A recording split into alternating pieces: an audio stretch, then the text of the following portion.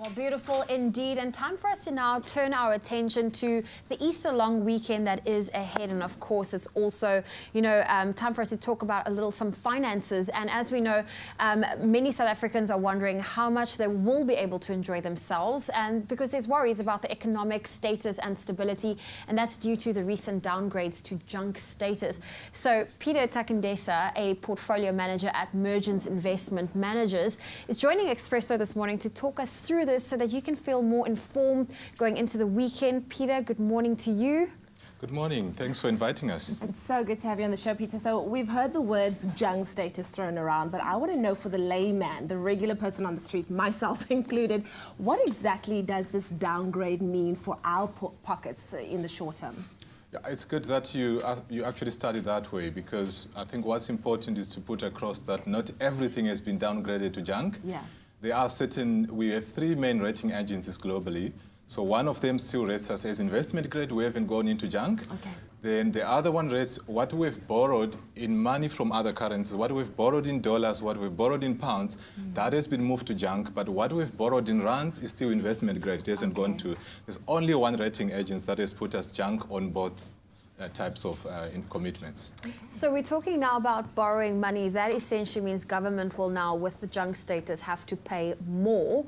How does that filter down to the South African pocket? Yeah, it does. And again, let me just reiterate that this is a warning shot. It's actually not the shooting down. It's a warning shot. So what this does is that the government will have to pay more when they have to borrow again. It doesn't immediately raise what they have borrowed already. Okay. The cost of that doesn't change because it's agreed on already.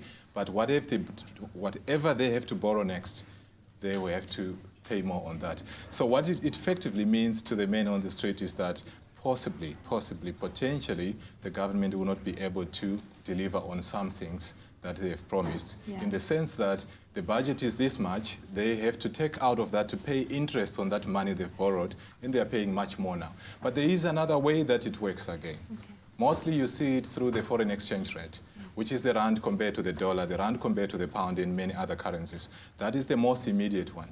So what that does is, as we all know, we import oil into the country, which then is turned into petrol, into diesel that we use in our cars, in our public transport. So if the rand is getting weaker, the oil price remains there. That means we pay more on the pumps on petrol. That filters to the food retailers, because they have to transport all those things in. It filters to the farmers. They need diesel to plow and whatever they do. So it comes down mostly through the foreign exchange, but also through the government money getting depleted. So we're definitely going to be feeling it in the pockets at some point, yeah?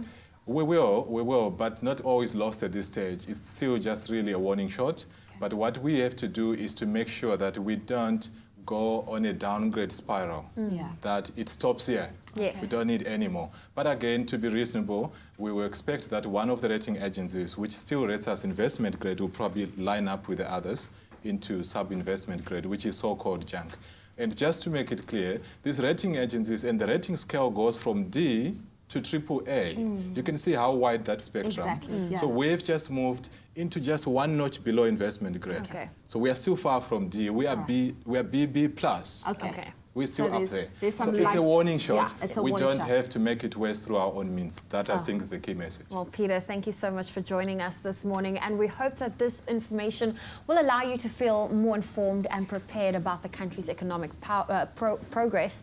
Now, we know that, South Africa is rich in natural resources and ecological heritage that needs to be preserved. So do enjoy this weekend, but also keep in mind what Peter just said.